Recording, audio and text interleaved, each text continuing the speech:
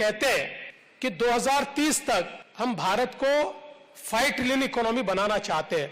शायद वो तो 2028 तक ही हम कर लेंगे। अभी कई अलग अलग प्रकार की फाइनेंशियल इंस्टीट्यूशन से कहती है कि probably by 2030 we will be 7 trillion और 9 ट्रिलियन।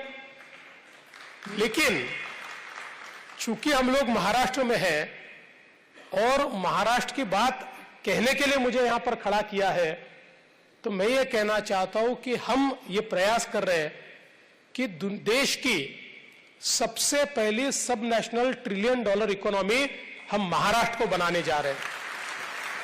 मुझे खुशी है कि पिछले साल हमने ½ ट्रिलियन के मार्क को पीछे छोड़ दिया, हम ½ ट्रिलियन से आगे चले गए।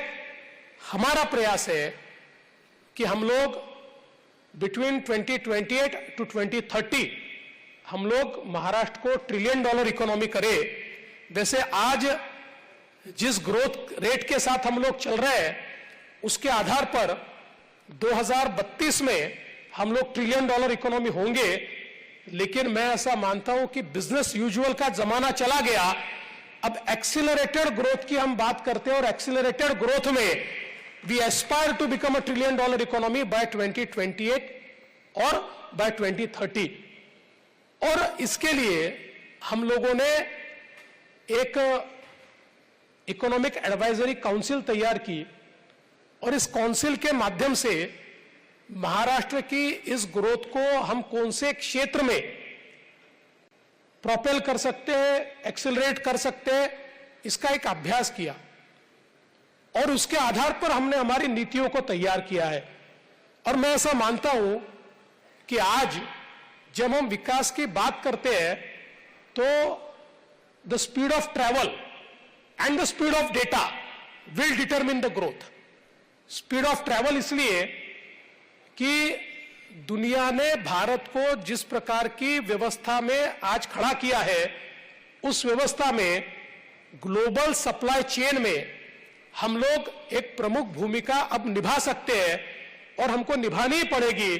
अगर हम वैश्विक व्यापार का विचार करते हैं तो ग्लोबल सप्लाई चेन का एक अहम हिस्सा जब तक भारत नहीं बनेगा, क्योंकि दुनिया ने देखा कि जिस प्रकार से कोविड के समय चाइना ने ग्लोबल सप्लाई चेन को डिसरप्ट किया और जिसके कारण दुनिया का व्यापार मानो ठप हो गया, तो दुनिया ये मानती है कि अब ग्लोबल सप्लाई चेन में भारत की भूमिका अहम हो सकती है।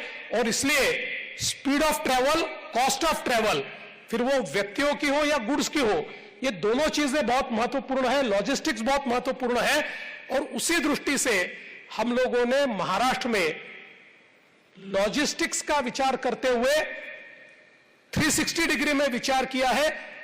हम लोग यहां पर जो हाई स्पीड हाईवेज है उनका एक जाल बुनना चाह रहे हैं। बहुत बड़े पैमाने पर हाई स्पीड हाईवेज हम लोग तैयार कर रहे हैं। नागपुर मुंबई समृद्धि हाईवे जो हमने तैयार किया, 700 किलोमीटर का ग्रीनफील्ड रोड मात्र 5 सालों में हमने बनाया, जो 16 हमारे डिस्ट्रिक्ट को सीधा JNPT पोर्ट से जोड़ता है।